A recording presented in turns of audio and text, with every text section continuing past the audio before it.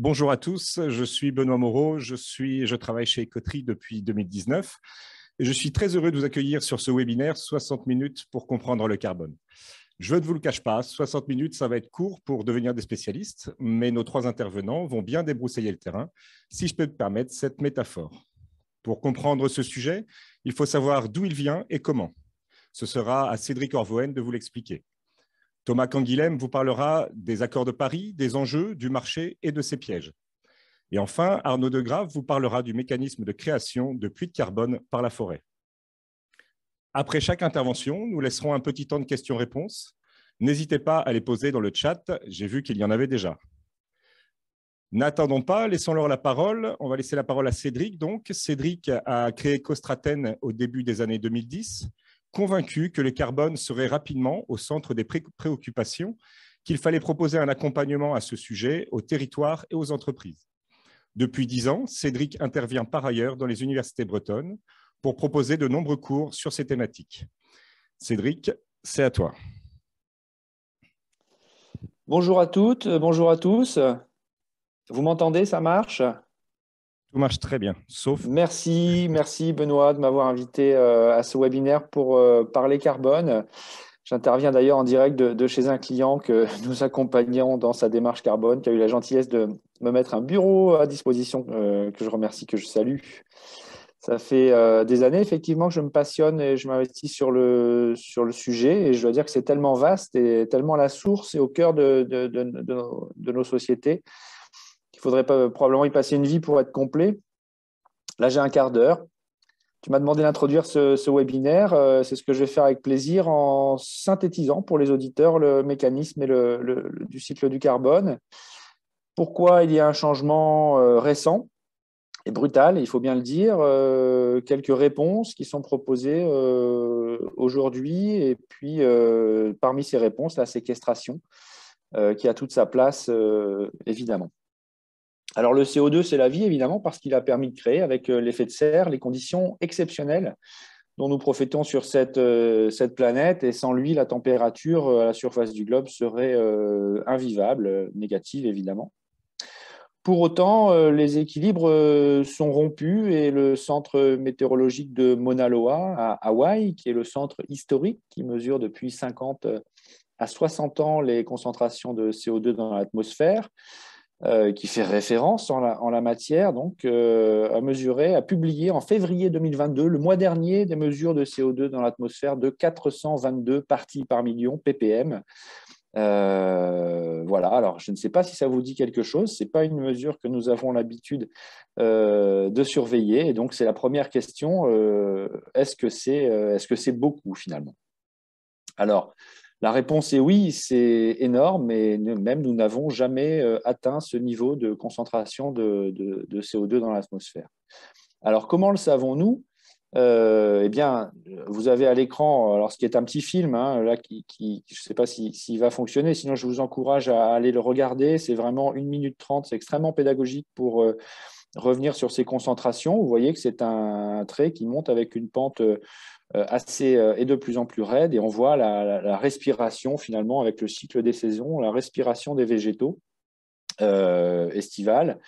Voilà, mais on voit que cette concentration, elle augmente. Donc ça, ce sont des mesures 60 ans en arrière. Donc ce n'est pas énorme sur des temps géologiques, mais au-delà de ces mesures, on a également un deuxième outil si on veut remonter plus loin en arrière. Et là, vous avez 1 million d'années qui apparaissent à l'écran. Par rapport au carottage glacier, on peut reconstituer la composition de l'atmosphère sur des centaines de milliers jusqu'à 1 million d'années en arrière et voir les différentes aires géologiques. Vous voyez que là, le 420 parties par million dont je vous parlais tout à l'heure prend voilà, toute sa place, et on voit qu'on n'a jamais atteint finalement ce niveau-là sur des aires géologiques. Pour autant, on voit qu'il y a des cycles, et donc il est correct de dire qu'il y a des cycles. C'est ce qu'on entend parfois. Le climat a évidemment connu des variations. Celles-ci se sont exprimées plutôt entre 180 et 300 parties par million, selon le cycle astronomique décrit par Milutin Milankovitch en 1941, avec 3 paramètres astronomiques. On ne va pas rentrer dans les détails, mais il faut retenir qu'il y a respectivement un cycle de 100 000 ans, l'excentricité, 41 000 ans, l'obliquité, 20 000 ans, les précessions des équinoxes. Donc, ça nous a donné des aires glaciaires où l'Europe était recouverte de glace. En tout cas, depuis que l'homme est sur la planète, on est plutôt autour de 300 parties par million. Donc là, c'est un emballement par rapport au climat sur 1 million d'années en arrière. Alors, on peut remonter plus loin par d'autres systèmes, mais bon, là déjà, ça vous montre qu'on est largement au-dessus des valeurs habituellement observées. Alors, pourquoi cet emballement? La réponse, vous la connaissez, je ne vous apprends rien, c'est l'Anthropocène, la grande accélération depuis 1950 et donc à l'échelle de nos vies, à vous et moi, on a vu la population mondiale doubler et chacun légitimement a cherché à consommer de l'énergie, à se nourrir, à se loger. Donc tous les grands indicateurs explosent de consommation d'énergie, de ressources, d'artificialisation des terres, etc. Donc on a vraiment évidemment le CO2 qui suit, puisque on est sur 2 à 3% d'augmentation de la consommation d'énergie mondiale. Et cette énergie est composée à 80% d'énergie fossile. Outre le fait que les stocks diminuent, ces énergies émettent des gaz à effet de serre. Et donc, on augmente, si vous voulez, le mécanisme de l'effet de serre qui entraîne un réchauffement climatique. Alors, je voulais simplement revenir avec vous sur un premier élément dans la diapositive suivante, sur le cycle du carbone. Alors, je ne sais pas si les diapos sont animées, Benoît. Non, elles ne le sont pas. Bon, alors voilà, vous avez le graphique final sous les yeux. Ce qu'il faut retenir, c'est qu'évidemment, on a des stocks et des flux. Les gros stocks, c'est l'océan. C'est également, évidemment, la lithosphère. On va avoir du stock de biomasse et c'est ce qui va nous intéresser dans notre sujet. Et puis, on a du stock dans l'atmosphère. Ces stocks échangent entre eux dans un flux naturel. On enlève l'homme de la planète. On a un mécanisme qui va s'équilibrer à peu près entre la respiration et la photosynthèse de la biomasse dont je vous parlais tout à l'heure. 60 gigatonnes de respiration par an, 61 gigatonnes de photosynthèse par an. Ça s'équilibre donc relativement.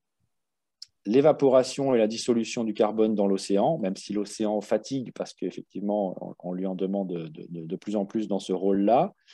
Et puis ensuite, on va avoir des mécanismes plus aléatoires de volcanisme. Et donc, sur ces flux naturels, on va avoir un relatif équilibre avec, c'était marqué en bas de la diapo, 150 gigatonnes de carbone en émissions annuelles et 154 gigatonnes de séquestration. Donc, on va avoir un petit surplus, même si vous voulez, de gigatonnes de carbone par an. Donc, tout ça fonctionne relativement bien, sauf que on a notre flux anthropique, donc les flux générés par l'homme, et nous, on vient déstocker, on vient libérer notamment les carbones d'origine fossile, pétrole, gaz, charbon.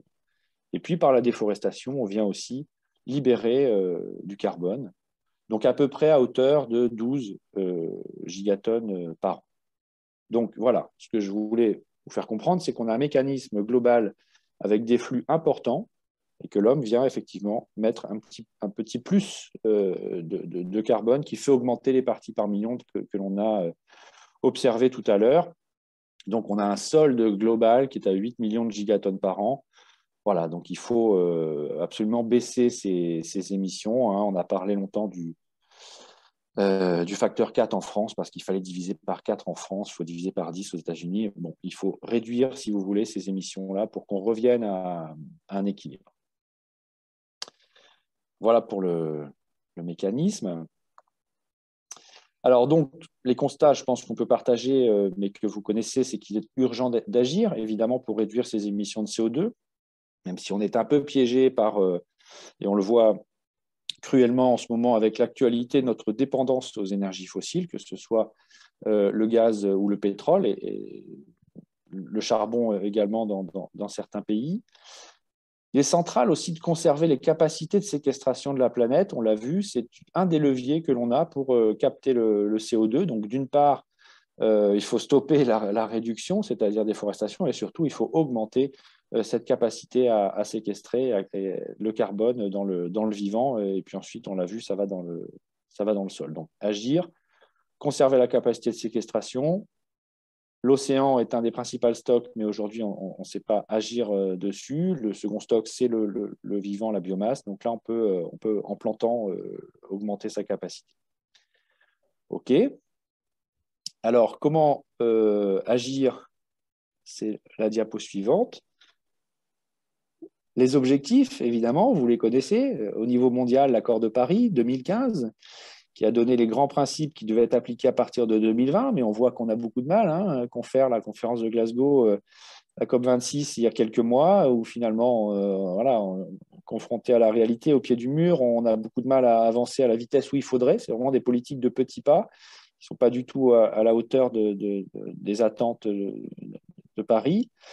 Bon, il y a les objectifs européens, le New Deal vert, notamment avec la neutralité carbone qui est annoncée. Et puis à l'étage en dessous, au niveau français, on est sur la stratégie nationale bas carbone, la SNBC, qui nous dit qu'il faut réduire ses émissions de gaz à effet de serre pour 2030 de moins 40% par rapport à 1990.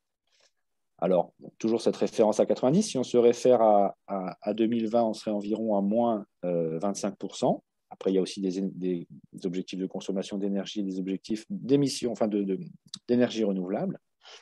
Et pour 2050, cette SNBC nous dit moins 75% d'émissions de GES par rapport à 1992 ou moins 50% par rapport à 2000. Mais ce qui est important dans ce graphique, c'est qu'on voit qu'en dessous du zéro, on a les carrés verts qui, eux, correspondent à l'absorption, à la séquestration. Donc là, ça commence à se mettre en place dans vos têtes. Et par rapport à ce que j'ai dit précédemment, on doit augmenter cette capacité de séquestration des végétaux. C'est inscrit dans nos politiques publiques, à la fois baisser les émissions, en même temps augmenter la séquestration. Et la neutralité carbone, c'est ça. La neutralité carbone, ce n'est pas arriver à zéro, c'est réduire au maximum et en même temps essayer d'absorber, de compenser avec des puits de GES. OK. Alors, le bilan carbone est un outil. Nous accompagnons, comme beaucoup de confrères, des dizaines d'entreprises dans leur stratégie carbone pour faire déjà un état des lieux. Où est-ce que j'émets dans ma chaîne de valeur? Est-ce que c'est le transport? Est-ce que c'est le froid? Est-ce que c'est les matières premières que je traite? Ciment, acier? Est-ce que je fais de l'import-export? Voilà. Donc, quel est mon profil? Et où sont les émissions importantes, dans peut-être des fois la mobilité des salariés, il y a beaucoup de postes. En tout cas, il est central de rappeler qu'on ne fait pas des efforts en premier ou uniquement sur de la compensation. Il est central de travailler sur cette séquence ERC, éviter, réduire, compenser, pour activer tous les leviers. Alors, éviter, évidemment, c'est peut-être travailler sur son management, sur ses habitudes, sur ses moyens de déplacement, sur son business model pour le réinterroger. Réduire, c'est questionner peut-être sa chaîne de valeur, la conception des produits, l'éco-conception, analyse de cycle de vie, son process ou les énergies mobilisées dans ce cadre, ainsi que les substitutions possibles. On parle beaucoup du décret tertiaire, par exemple, avec les panneaux solaires. On n'a pas sauté une diapo, Benoît, excuse-moi, en réglementaire. J'avais fait un petit rappel. Je ne pense pas, non. Non, bah, c'est pas grave, OK. Hop. Donc oui, ce que je voulais dire dans cette diapo, c'est qu'on voit que effectivement la réglementation se resserre. Les années 2010 ont été très réglementaires, après des années 2000 un petit peu où on a promis qu'on allait faire beaucoup de choses, la main sur le cœur. Finalement, voilà, on a vu des nombreuses lois arriver en France notamment. Je pense à la loi Grenelle 1, la loi Grenelle 2, la loi de transition énergétique sur la croissance verte, récemment le décret tertiaire, on peut parler de la loi L'Homme également, on peut parler de la loi climat et résilience. Voilà, on a quand même un arsenal législatif aujourd'hui qui se resserre et qui, pour les entreprises, donne, pour les obligés, les éligibles, des obligations de bilan gaz à effet de serre réglementaire, d'audit énergétique, on peut parler de la directive RSE avec le reporting extra-financier, directive décret tertiaire, je l'ai dit. Les transports propres, vous voyez les ZFE qui se multiplient. Là, je vous parlais de la loi LOM. L'affichage environnemental. Donc voilà, on a ce contexte réglementaire qui se resserre, mais aussi une volonté d'agir de manière volontaire avec des acteurs institutionnels, des entreprises. On croise beaucoup d'envie, en tout cas, des entreprises. Et le bilan carbone est une façon concrète de s'organiser. Donc éviter, réduire et compenser. Évidemment, il faut souvent remettre en question le modèle économique linéaire acheter, consommer, jeter pour s'orienter vers probablement plus de circularité, éco-conception des produits et des services, capacité à organiser leur maintenance ou leur réparation, et puis jusqu'à la fin de vie, jusqu'où va la responsabilité de l'entreprise sur l'utilisation et la fin de vie de ces produits. Est-ce qu'un modèle économique de fonctionnalité, par exemple, peut être introduit pour louer l'usage et conserver la responsabilité du produit? Est-ce qu'on peut mettre en place des principes d'économie collaborative? Est-ce que mes voisins sur la zone d'activité peuvent représenter une ressource ou une débouchée pour créer des synergies et entrer dans un système d'écologie industrielle? Voilà, autant de questions qu'on peut se poser. Et comment, on n'est jamais très loin de la RSE, comment interroger et dialoguer avec les entreprises qui composent ma chaîne de valeur sur ces impacts carbone en amont et en aval jusqu'au client final. Et puis lui, le client final, qu'attend-il de vous en termes de performance environnementale? Donc voilà, on est sur les principes de la RSE. Le monde bouge, il faut avancer avec lui, réduire son empreinte carbone avec quand même un maître mot qui doit rester la sobriété. Alors enfin, la compensation dans cette séquence ERC, c'est participer à l'effort de séquestration. Et ça, c'est la spécialité d'Écoterie. Donc voilà, je leur passe la main à présent pour plus de détails sur cet aspect. Merci Cédric. Avant de passer la parole à Thomas, il y a peut-être des questions, Suzanne? Oui, il y a déjà quelques questions qui ont été posées, notamment la première. Pourquoi les objectifs d'émission de GES sont calculés par rapport à 1990? Et on a eu un premier élément de réponse dans le chat qui serait lié à la première évolution industrielle et le début de l'utilisation des énergies pétrole et charbon. Est-ce que vous avez quelque chose à ajouter? Oui, c'est la création du GIEC en 1988 aussi. Donc, ils ont pris, effectivement, ça correspond à la première révolution industrielle. OK, après, c'est vrai que l'utilisation des énergies pétrole, on l'a vu dans les courbes tout à l'heure, on est vraiment dans les années 1950-60. On est plutôt que ça, les 30 glorieuses, le choc pétrolier des années 70, etc. Mais c'est vrai qu'on prend 1990 comme référence. Je vous rappelle que le sommet de Rio, c'est 1992. Donc, bon, la date est discutable. On parle de l'ère pré-industrielle. Bon, mais en tout cas, ça fait référence puisque jusqu'à ce moment-là, on n'était pas justement au-dessus des ppm qu'on a parlé tout à l'heure. Très bien. On a une autre question à propos du rachat d'empreinte carbone. Est-il strictement comparable à une baisse des émissions en termes d'effet sur le climat? Là, on est sur des systèmes, c'est toujours pareil, c'est des systèmes financiers. Enfin, c'est comme quand on achète de l'énergie renouvelable avec des certificats. Voilà, tout ça, c'est des échanges. Donc, physiquement, quelque part, ça doit être bon, mais on a du mal à le palper. Ce n'est pas des marchés qui vont être toujours très réels. Donc, bon, voilà, ça reste de la finance carbone. Donc, il faut le prendre comme ça, ouais. On a une autre question qui est comment traduire les objectifs au niveau européen ou national vers les entreprises? Qui prend quelle part de la réduction CO2? Alors, les objectifs sont traduits, la stratégie nationale bas carbone, en 3 cycles de 4 ans. Après, on connaît la ventilation des émissions françaises sur l'industrie, sur les transports, et dans les transports sur les marchandises, voilà. Donc, il y a des objectifs qui sont donnés par secteur d'activité. Après, quand on fait un bilan carbone de sa propre entreprise, il faut voir d'où l'on part et puis essayer de se projeter justement à 2050 vers une réduction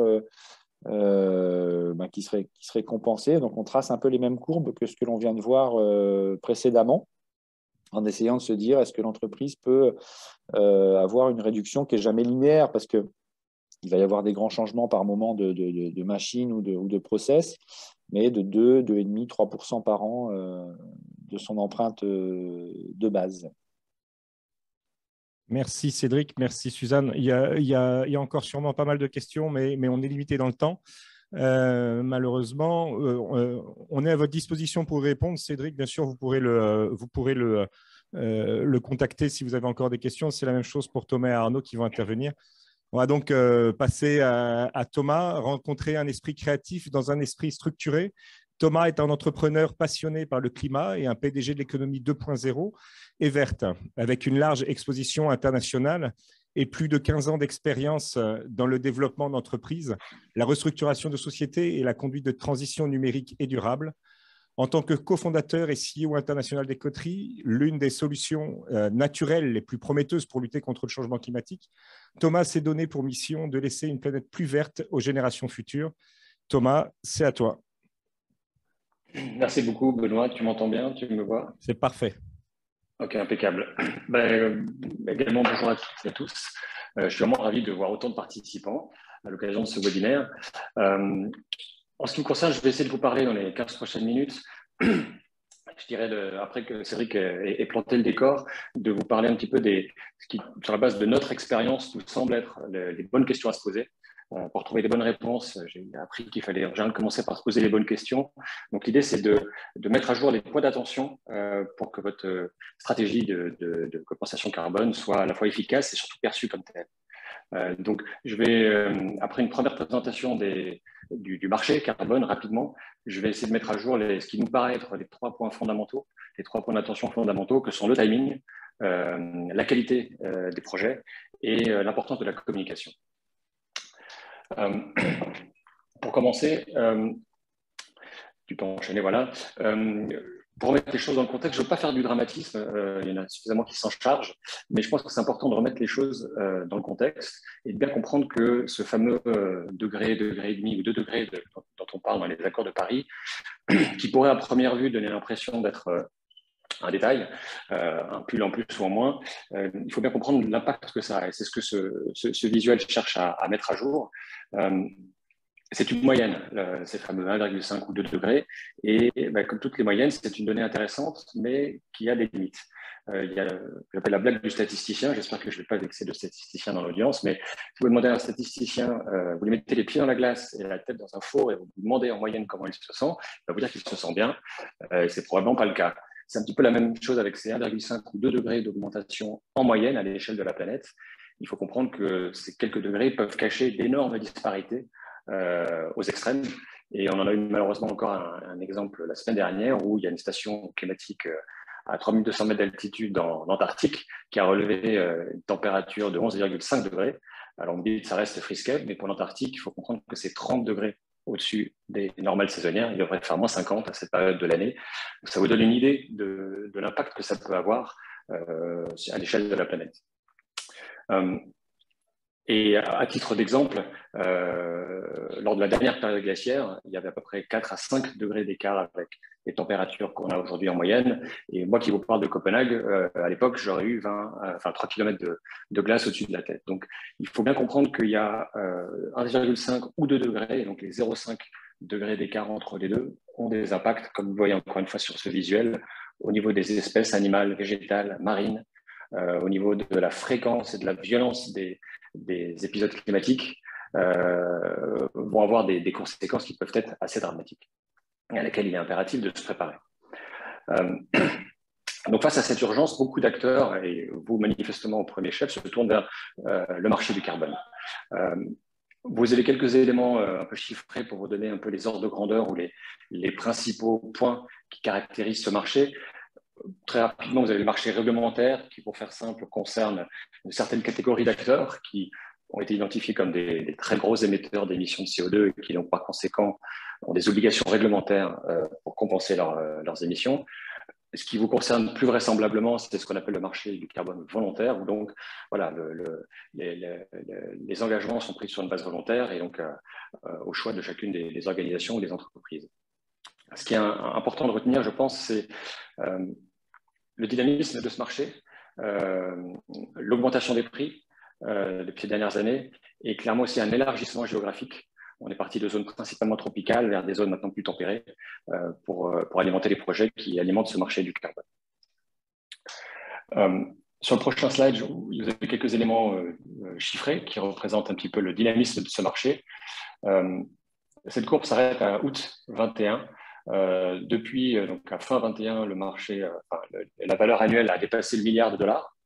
Voilà, on est à 6, enfin 7,5, donc ça a bien dépassé le milliard de dollars sur 2021. Qu'est-ce qui est intéressant de retenir, c'est des ordres de grandeur, en fait. C'est entre 2017, donc les 4 dernières années, ça a été multiplié par 7, le volume des crédits carbone qui sont négociés sur ce marché. Et encore une fois, ce marché volontaire, c'est 1 milliard l'année dernière, donc plus de 7 milliards depuis 2005. C'est même une toute petite part du marché mondial, puisque le gros du marché est resté par le marché européen, le marché réglementé, qui a dépassé les 750 milliards l'année dernière. Donc c'est un marché qui est extrêmement dynamique, a fortiori ces dernières années. Sur le prochain slide, vous avez une vision un petit peu différente avec la typologie des types de projets que vous allez trouver sur ce marché. Donc il y a tout ce qui est lié à des activités forestières, les activités propres aux énergies renouvelables, des projets sur de l'efficacité énergétique et également des projets sur de l'optimisation au niveau des activités agricoles. Donc, vous voyez que c'est une répartition qui est assez irrégulière. Et ce qui est intéressant de retenir, c'est des petits points que vous voyez, c'est aussi le niveau de prix. Il y a une très grande disparité de prix d'un projet à l'autre. Là encore, en ordre de grandeur, il y a un facteur 10 entre les projets les moins chers qui se situent autour de 1,5 $ la tonne de carbone jusqu'à 10, 11 sur ce slide-là. Donc, il y a une très grande disparité de prix. Donc, forcément, ça peut paraître un petit peu perturbant de se dire, voilà, dans quelle direction je suis censé aller, vu la multiplicité des étals, si je puis dire, dans ce marché du crédit carbone. Une des bonnes questions, je pense, il y a peut-être 2 questions qui sont fondamentales quand on aborde cette question, c'est partons de compensation ou de séquestration carbone. Alors, ce n'est pas juste un jeu sur les mots. Ce que vous voyez sur la gauche du slide, c'est ce qui a alimenté le marché carbone principalement ces dernières années, où en fait, vous êtes vous émetteur d'une tonne de carbone, de votre organisation, et vous allez acheter un crédit carbone qui repose sur une tonne évitée.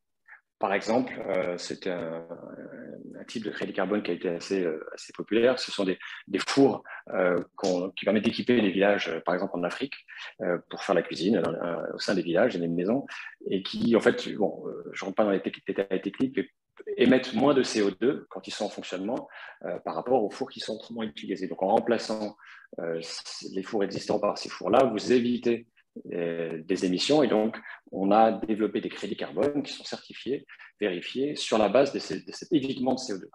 Donc une grande partie de la compensation, en fait, c'était j'ai émis une tonne, j'achète un crédit sur la base d'une tonne qui a été évitée, mais vous en conviendrez, comme le montre le graphique, que vous restez néanmoins avec une tonne, la vôtre, émise dans l'atmosphère. Donc en termes de neutralité carbone, c'est très difficile de parler de neutralité dans un scénario comme celui-ci. Le marché aujourd'hui évolue davantage vers ce qu'on appelle la séquestration carbone, où vous allez au point de départ émettre une tonne de carbone et vous allez acheter un crédit qui en retire, qui capture, qui séquestre une tonne de CO2 de l'atmosphère. Ce qu'on appelle les carbon removal en anglais. Et là, clairement, l'idée de séquestration, c'est quand vous êtes séquestré, c'est que vous êtes capturé et isolé. Donc c'est pareil avec le carbone, quand il est séquestré, il est retiré de l'atmosphère et il est, je dirais, encapsulé dans différents supports, du bois, du charbon, dans le sol. Voilà. Mais là, vous avez vraiment une tonne de carbone qui a été retirée de l'atmosphère. Et là, vous êtes plus enclin à parler de neutralité carbone, même si, je tiens à le préciser, le terme de neutralité carbone, d'un point de vue académique, ou si on peut vraiment être juste, ne peut s'entendre qu'au niveau global de la planète et pas au niveau d'une organisation.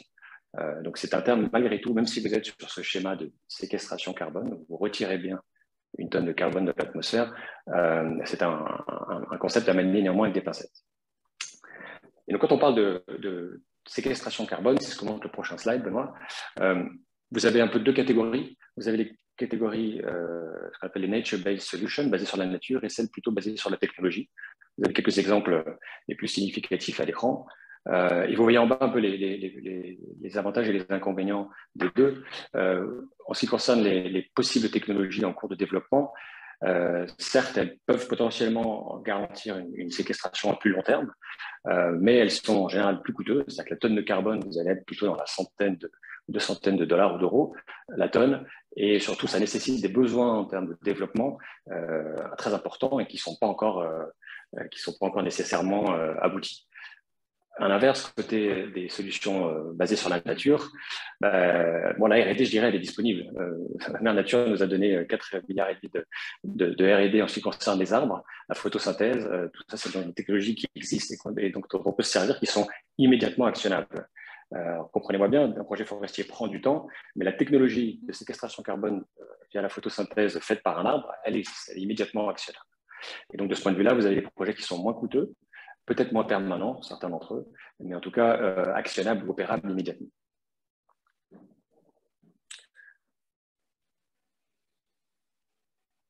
Du coup, je voulais maintenant passer à un de ces premiers 3 points que j'avais évoqués, qui paraît être un facteur clé de réussite pour une stratégie carbone, c'est le timing. Rien ne sert de courir, il faut partir à point. Le problème, c'est que l'humanité n'est pas partie à point sur ce sujet, on est même plutôt en retard. C'est ce que montre cette courbe. Assez simplement, vous voyez la courbe noire, donc en fait, c'est juste la croissance de nos émissions depuis 1980 jusqu'en 2020. Donc, vous voyez qu'on a dépassé, on a les 40-50 gigatonnes. Les gigatonnes, encore une fois, c'est des milliards de tonnes, c'est 10 puissance 9. Et vous voyez que cette courbe, elle est évidemment très nettement inclinée à la hausse. Donc, il va falloir inverser ça. Et ce que montrent les différentes courbes bleues, c'est en fait, si on avait démarré suffisamment tôt la réduction et l'évitement d'émissions dont parlait Cédric, on aurait atteint nos objectifs de façon beaucoup plus souple et beaucoup plus douce, avec une pente de la courbe beaucoup plus douce une fois qu'on a attendu. Là, vous voyez maintenant, plus on attend, plus en fait la pente de la courbe est raide, ce qui veut dire concrètement que l'effort qui va nous être demandé va être extrêmement important, voire en l'occurrence impossible. Donc la conclusion de ce graphique, c'est que malheureusement, on a tellement attendu qu'aujourd'hui, juste la réduction et l'évitement ne sera pas suffisant pour tenir les objectifs. Et donc, on est obligé de réfléchir à ce qu'on appelle les émissions négatives, c'est-à-dire au fait, ce que je présentais juste avant, le fait de retirer du CO2 de l'atmosphère. Juste réduire ou éviter les émissions n'est plus suffisant. C'est trop tard, le train est passé. Il faut maintenant impérativement passer à des projets, et dans des très, très grandes envergures, des projets de séquestration carbone. Malheureusement, n'en déplaise à Obélix et surtout Ilifix, que vous devez connaître, ça ne se fait pas aussi rapidement que sur ce visuel et ça prend du temps. Et c'est ce que j'aimerais montrer sur le prochain slide. In fine, l'équation elle est en fait assez simple. Quand vous parlez de projet naturel pour obtenir de la séquestration carbone, soit vous avez un effort financier important, donc vous investissez beaucoup, vous plantez en l'occurrence beaucoup d'arbres, et à ce moment-là, vous allez avoir des délais pour obtenir un certain niveau de capture carbone plus court, ou malheureusement, vous n'avez pas les moyens, vous êtes obligé de lisser votre effort financier sur davantage d'années, auquel cas, voilà, ça vous coûte effectivement moins, mais ça va prendre plus de temps. Il n'y a pas de solution miracle entre les deux. Et ce que se relève, l'idée derrière ce visuel, c'est de bien ancrer dans votre stratégie le fait que avoir un objectif, c'est une chose, mais il doit être intimement corrélé à une timeline. À quel horizon vous voulez obtenir ces objectifs? Il ne suffit pas de dire je veux être neutre ou je veux séquestrer ou capturer tant de tonnes de carbone. Il faut impérativement inscrire ça dans la durée. Et ça va tout simplement se faire en fonction notamment des moyens financiers que vous êtes en mesure de mettre en face. En ce qui concerne les crédits carbone qui sont basés sur des projets forestiers, il faut comprendre qu'il y a une petite distinction qui est assez importante, qu'on appelle les crédits ex ante et ex post. Sans faire appel à vos cours de latin du collège, ex ante, ça veut dire qu'un projet ex ante, c'est un projet ou un crédit dans lequel la séquestration carbone n'a pas encore eu lieu, à l'inverse du ex post où, par définition, elle a déjà eu lieu. Donc, en fonction de la typologie du projet, si vous achetez par exemple des crédits carbone basés sur du biochar, ce charbon biologique, vous avez la séquestration a déjà eu lieu, le carbone est déjà encapsulé dans le biochar, donc vous êtes sur des crédits ex post. Je dirais par définition, par nature, quand vous êtes sur des crédits, sur des projets forestiers, vous êtes encore sur du ex ante puisque la séquestration n'a pas encore eu lieu. Il va falloir de nombreuses années pour que les arbres fassent leur office et donc capturent ce carbone. Donc des projets forestiers ex ante vont être produit ex ante, au moment où le projet est lancé. Et ensuite, par période de 5 ans, typiquement, vous allez avoir de la vérification, où on va, avec des vérificateurs certifiés, vérifier la réalité de la séquestration et transformer les crédits ex ante en crédits ex post. Donc, ça se fait par tranche de 5 ans. Et c'est important aussi de comprendre cette distinction entre du coup ce que vous allez pouvoir revendiquer en amont, quand ce sont des crédits qui sont encore ex ante, et ce que vous pouvez concrètement comptabiliser dans votre comptabilité carbone. Et là, il faut que ce soit des crédits ex post. Donc, il y a ce délai de 5 ans qu'il est primordial de bien intégrer dès le départ dans votre communication et dans votre stratégie pour votre comptabilité. Le deuxième point important, ça paraît évident, mais c'est la qualité. Pourquoi j'évoque ce point-là? Parce que alors, Arnaud, notre prochain intervenant, vous parlera plus spécifiquement de qu'est-ce qui fait, quels sont les critères de qualité d'un projet de crédit carbone. Mon point ici, c'est plus de vous inviter à aller au-delà de la séquestration carbone. Par exemple, dans le cas de projets forestiers, on pourrait penser qu'un projet forestier, on appelle ça l'itinéraire sylvicole monoculturel, avec des bois qui poussent rapidement, on va permettre d'optimiser la séquestration carbone. Alors, ça paraît séduisant sur le papier, mais il faut comprendre que si ce sont des cycles de forêt courtes avec des coupes rases et un usage du bois en question qui est à très court terme parce que ça part en bois de palette, de cajou ou bois de chauffage et le carbone va repartir dans l'atmosphère, vous comprenez bien que l'impact environnemental, notamment carbone, il est limité. Et de la même façon, il faut se poser la question des bénéfices collatéraux environnementaux des projets sur lesquels, enfin des projets qui portent les crédits carbone que vous achetez. Et en l'occurrence, sur les projets forestiers, c'est fondamental de s'intéresser à l'impact sur la biodiversité. C'est ce que montre le prochain slide. C'est une caricature d'un caricaturiste australien. Alors, ce qui est intéressant, c'est qu'il a sorti en mars 2020. Au départ, c'était juste les 2 premières vagues au moment du Covid. Et puis, ce dessin a été repris par d'autres. On a rajouté la vague du changement climatique et dernièrement, la vague du ce qu'on appelle le biodiversity collapse, du risque de destruction d'espèces, qui est une menace presque encore plus grande que le changement climatique ou même que la récession économique. Donc, c'est important de comprendre que les bénéfices collatéraux de vos projets sont fondamentaux pour la réussite de votre stratégie. Et vous êtes tous familiers avec les ODD, les objectifs de développement durable.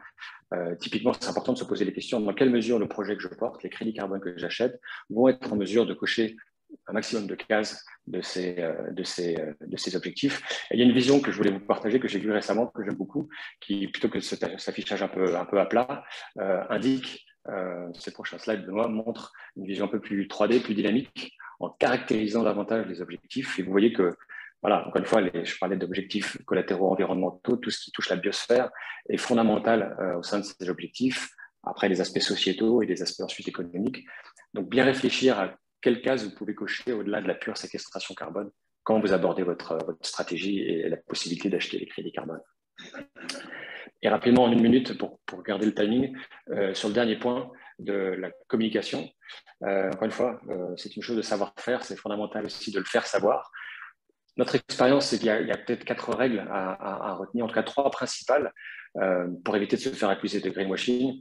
La première, je pense, c'est l'humilité, c'est-à-dire avoir l'honnêteté de reconnaître que c'est certainement pas une solution miracle. Il n'y a pas de solution miracle aujourd'hui, quelle qu'elle soit. Tout n'est qu'un bout de la solution. Faut reconnaître que les choses prennent du temps. Et voilà, et je pense que c'est fondamental de ne pas promettre plus que ce qu'on est en mesure de faire et d'être très humble sur la réalité des engagements qu'on peut prendre. Le deuxième conseil, c'est d'être transparent.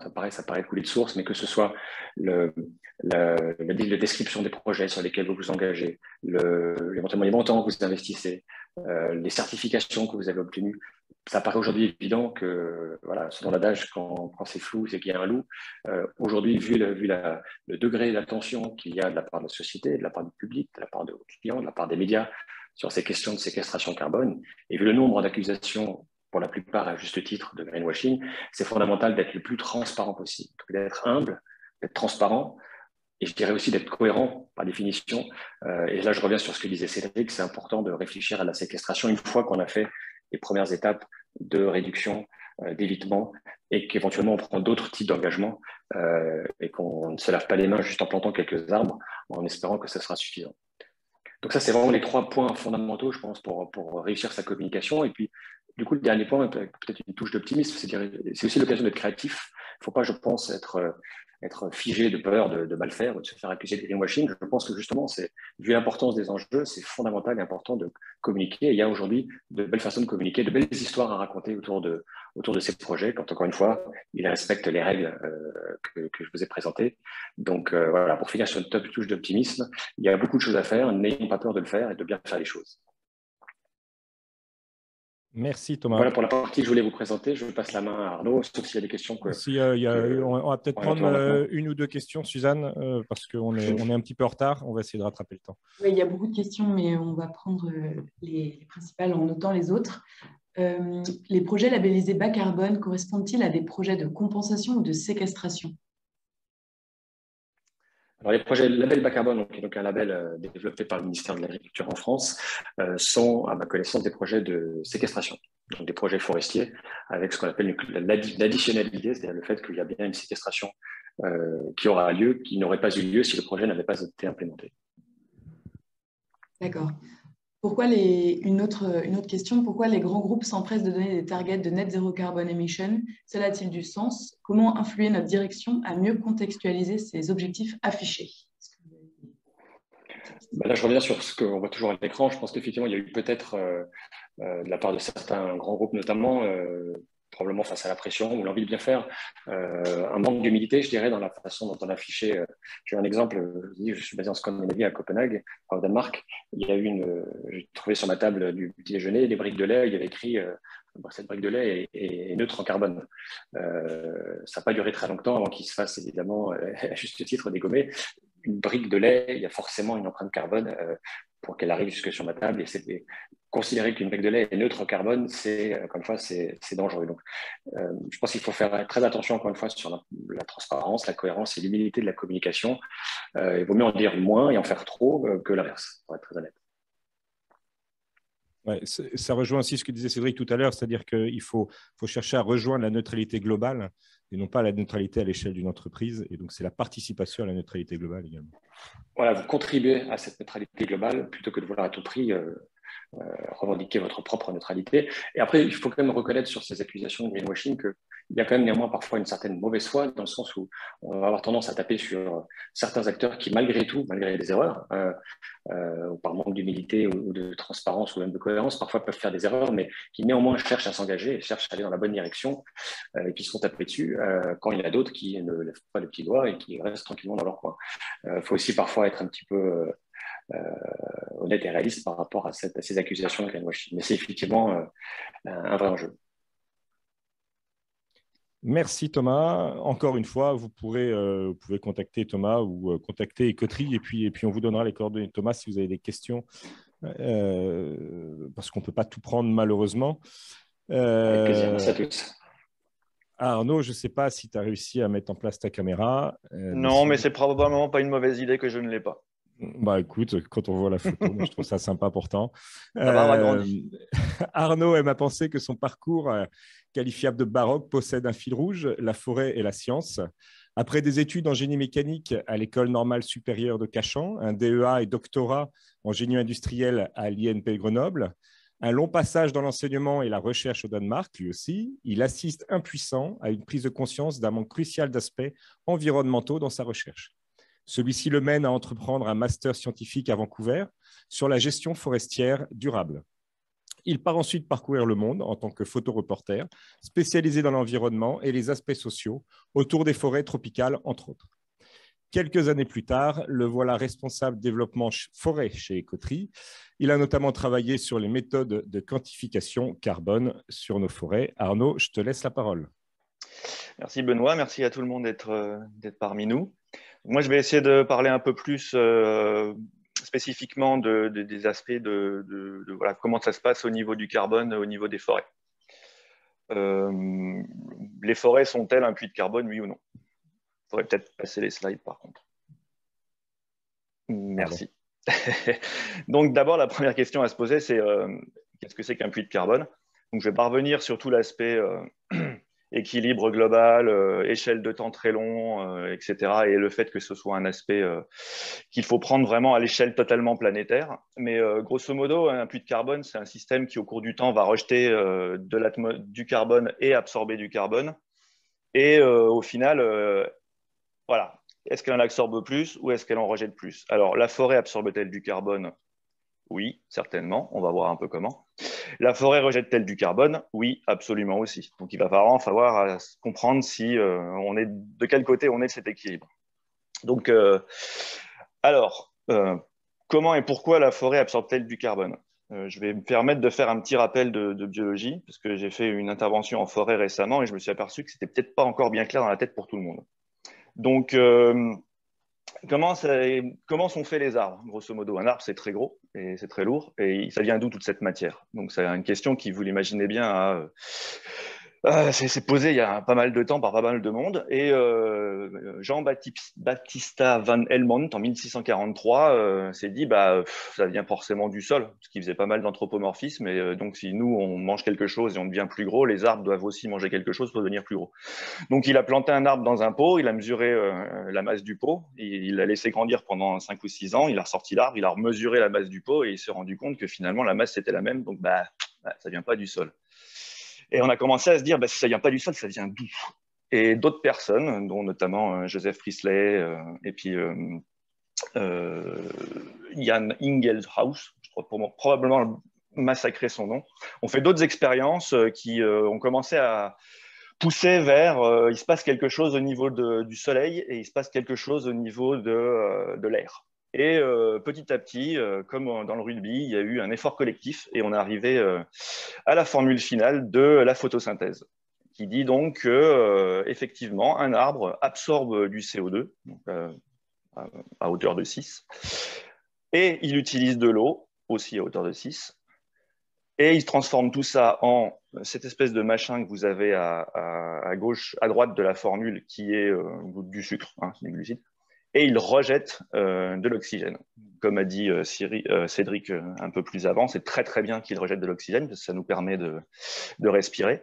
Et il ne le fait pas gratuitement, enfin si, il le fait gratuitement, mais il ne le fait pas de rien. Il a besoin d'énergie pour faire cela, et ça, c'est la lumière du soleil. Et donc cette équation-là, c'est l'équation de la photosynthèse. Donc, le petit terme technique, là, c'est de dire que les plantes, les arbres, donc, sont autotrophes, c'est-à-dire qu'ils créent eux-mêmes leur nourriture, contrairement à nous qui sommes hétérotrophes, parce que finalement, on mange des animaux ou pas, qui ont mangé des végétaux, et eux-mêmes ont mangé le soleil et le CO2.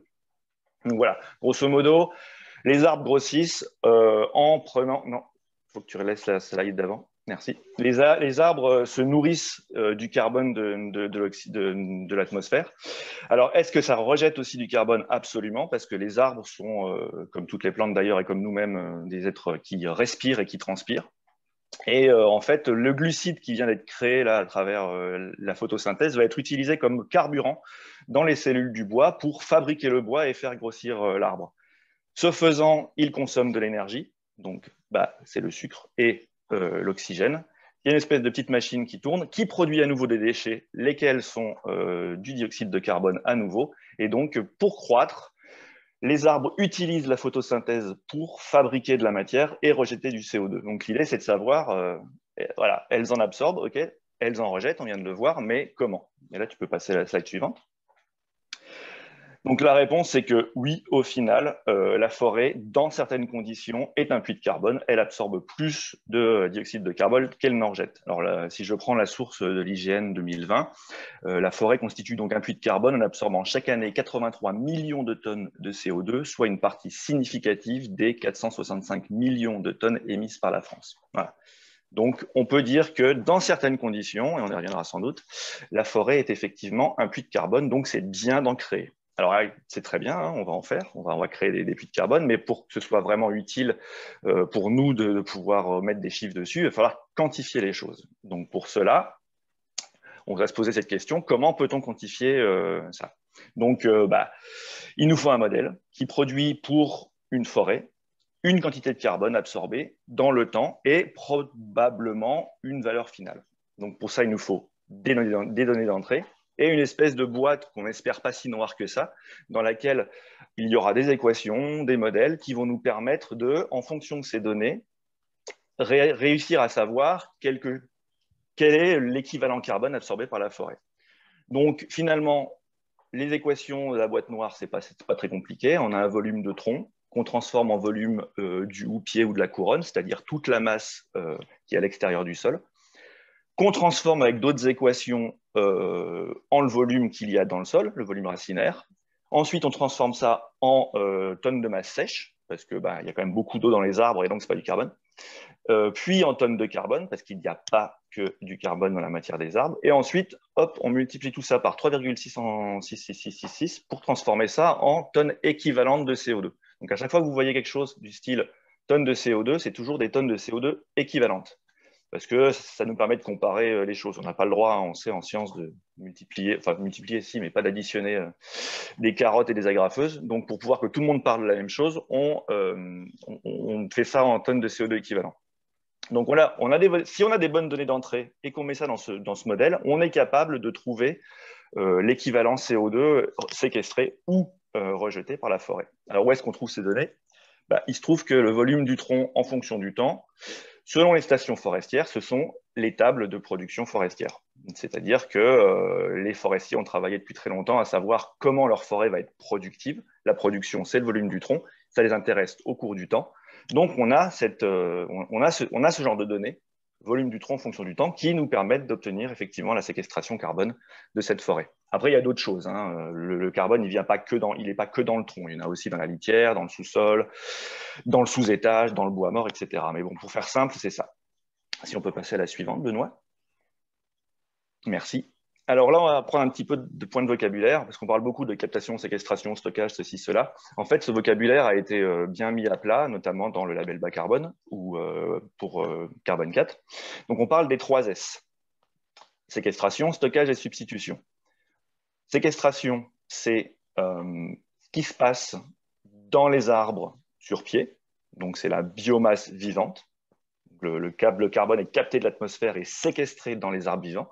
Ensuite, quand on fait une coupe forestière, on sort un certain nombre de volumes pour le faire rentrer dans la filière bois et fabriquer des planches et d'autres choses. Et ça, c'est le stockage carbone. Donc, on dit que le carbone est à ce moment-là stocké dans les produits bois et il se trouve qu'il ne va pas y rester tout le temps.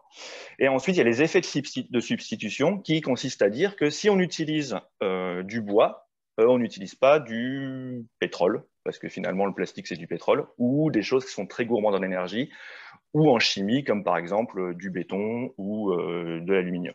Voilà, donc séquestration dans les arbres vivants, stockage dans les produits bois et substitution si on utilise ce bois plutôt que d'utiliser un autre matériau.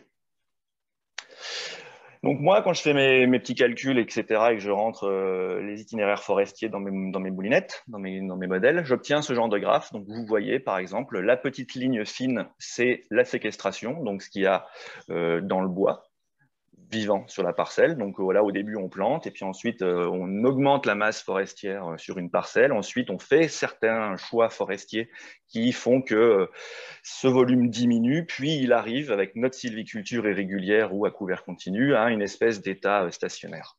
Ensuite, en dessous, tout en bas, vous voyez à gauche une espèce de courbe avec une aire verte. Ça, ce sont les produits bois. Donc, vous voyez, à chaque fois qu'on coupe, on rajoute du carbone dans le stockage. Il se trouve que le carbone, voilà, il décroît parce que les produits sont brûlés ou parce qu'ils sont cassés ou parce que même le carbone en lui-même s'échappe de ces produits. Si on ajoute les deux, on obtient la courbe verte en trait plus foncé. Donc voilà, séquestration plus stockage. Et ça, c'est effectivement voilà, l'impact d'un projet forestier. Et vous avez cette petite courbe en escalier noir qui consiste à comptabiliser les effets de substitution qui peuvent ou ne pas être pris en compte dans le cadre d'un crédit carbone. Mais nous, on considère que c'est plus quelque chose de pédagogique dont il faut parler pour pouvoir faire changer les pratiques, mais qui ne doivent pas être comptabilisées dans le carbone. Et à côté, sur la droite, vous avez des espèces de petites barres qui s'ajoutent là et qui finissent par s'arrêter. Ça, ce sont les crédits carbone générables par le produit. Donc voilà, on s'arrête à une certaine limite. Donc ça, c'est une question intéressante à laquelle je vais essayer de répondre par la suite. On peut passer à la suivante. On précise merci, que là, merci Benoît. Là, sur ces courbes, c'est basé sur du shed Cécile. Oui, c'est ça. On comprenne bien l'échelle de Absolument. temps. Ça, En fait. tu peux revenir en arrière du coup. Ça, c'est un itinéraire sylvicole irrégulier pour du chêne Cécile, donc Quercus petraea.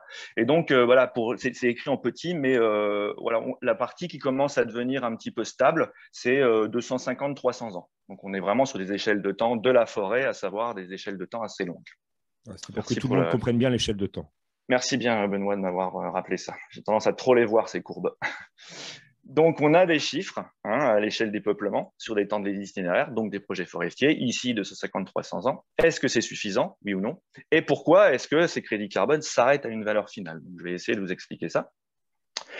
Donc, dans le concept du carbone, dans un contexte de crédit carbone, que l'on rentre ou pas dans cette notion de marché ou quoi, il y a 4 grands concepts qui sont très importants. Le premier, c'est le concept d'unicité. C'est-à-dire qu'on ne doit pas avoir de double comptabilité. Ça peut aussi nous envoyer vers des notions de traçabilité, mais grosso modo, le même crédit carbone n'a pas le droit d'être vendu à 2 personnes différentes. Voilà. C'est une personne, un crédit. Ensuite, il y a le concept d'additionnalité dont Thomas a un petit peu parlé. En fait, on n'a pas le droit de compter du CO2 déjà qui a été séquestré, capté avant nous. Donc, par exemple, si on démarre un projet forestier sur une forêt qui a déjà 40 ans, tout ce qui s'est passé avant ces 40 ans, ça n'est pas le carbone dont on a le droit de se prévaloir. Ce qui se passe, c'est ce qui se passe après. Et il y a une deuxième notion d'additionnalité qui consiste à dire si je ne fais rien, on a un scénario de référence. Si je change les choses, on a notre projet et je n'ai le droit de comptabiliser que la différence entre les deux. Pour faire un exemple très simple, un terrain agricole est laissé en jachère, le paysan ne peut plus s'en occuper, etc. Si on ne fait rien, il va s'enfricher. On rachète ce terrain, on fait de la gestion sylvicole dessus. Le scénario de référence, c'est cette friche qui prend, on va dire, 1 mètre cube de bois à l'année.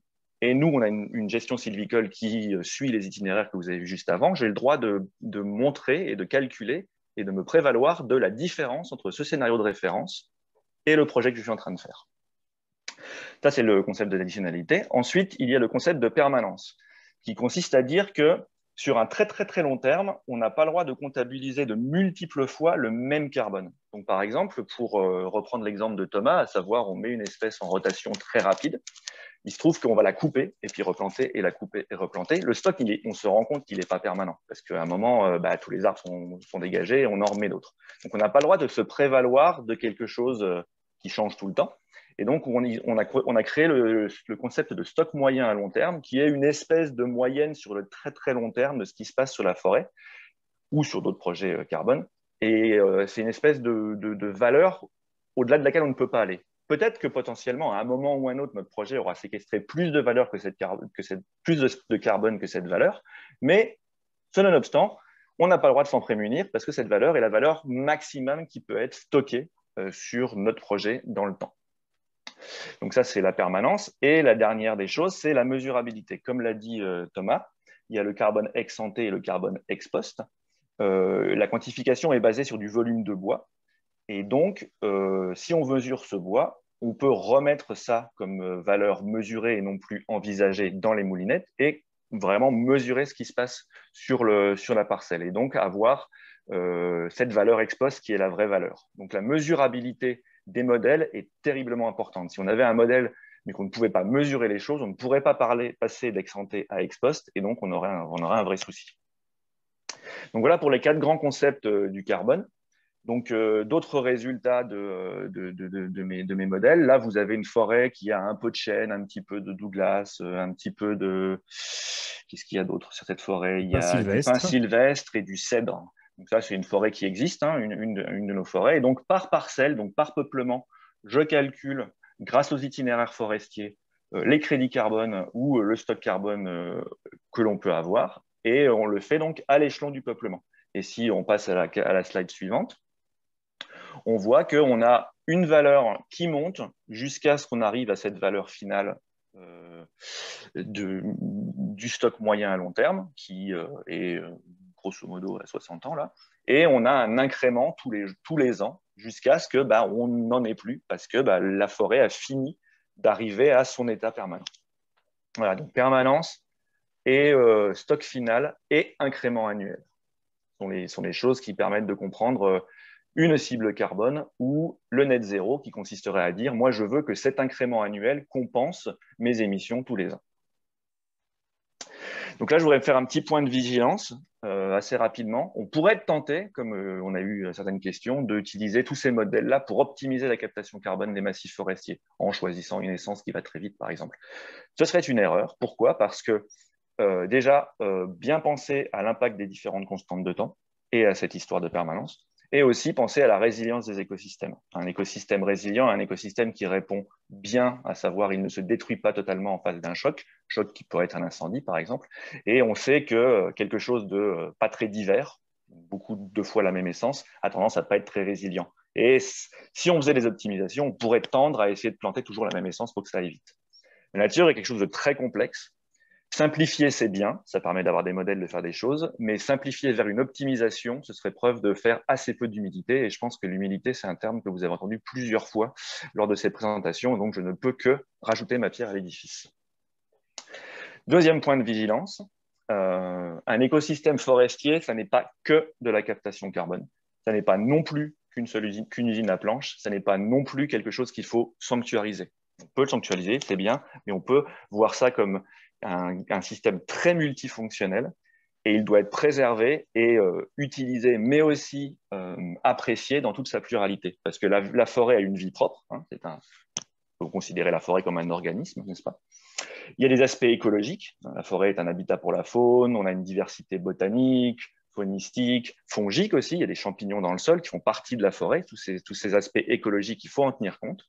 Il y a des aspects économiques. Voilà, la gestion forestière, à l'origine, c'était quand même clairement gérer les ressources de manière économique. Donc oui, production de bois, oui, mais pas que. Il y a aussi l'utilisation des produits non ligneux, marcher dans les bois, acheter et ramasser des champignons ou des baies, par exemple.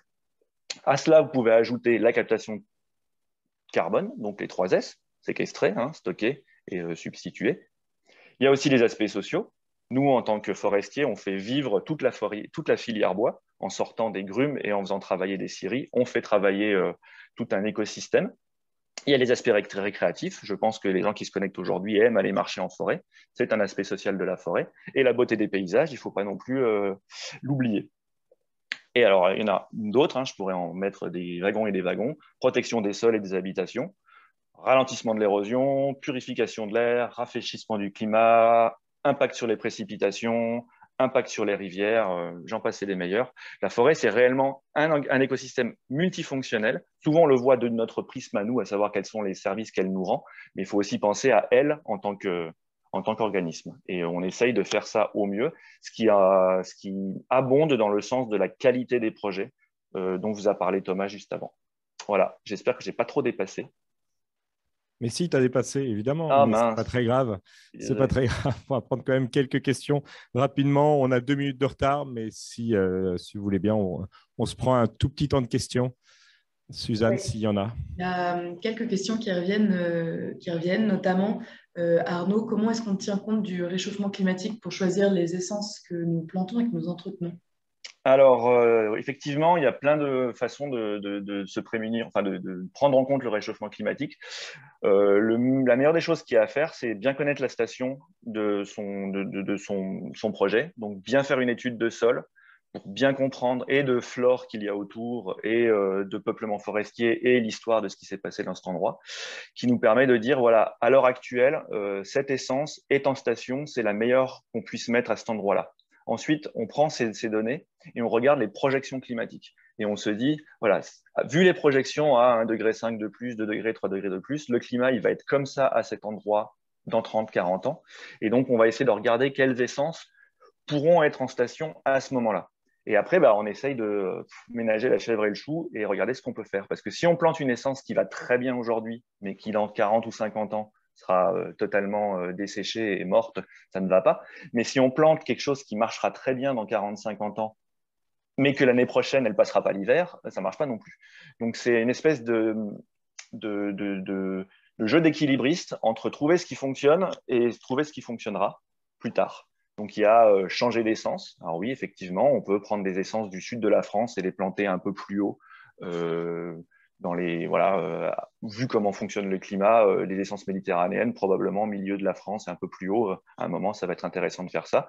On peut essayer de faire venir des essences d'autres pays aussi. Alors évidemment, quand je parle de ça, beaucoup de gens vont dire « Ah là là, pas d'espèces qui ne sont pas du cru, etc. » Mais on sera peut-être obligé de faire ça. L'idée, c'est effectivement de prendre tout ce qui est possible pour faire en sorte d'avoir des peuplements forestiers qui vont tenir le réchauffement climatique. Et aussi tabler sur la régénération naturelle. Le problème, c'est que le climat monte de quelques dizaines, voire vingtaines de kilomètres par an. Quand je dis monte, il monte du sud vers le nord, alors que les arbres, ils ne bougent pas très vite. Alors, les arbres ne bougent pas, évidemment, mais avec les graines, etc., on peut considérer qu'ils migrent à une centaine ou 500 mètres par an. Donc, on n'est carrément pas sur la bonne, sur les bonnes échelles par rapport au changement du climat. Voilà. Est-ce que j'ai le temps pour une dernière question? Vas-y, une dernière. Ok, une dernière question. Les forêts monoespèces absorbent-elles autant de carbone que les forêts multi-espèces, multi-essences? Alors, je vais faire la réponse que j'aime faire à tout le temps, c'est ça dépend.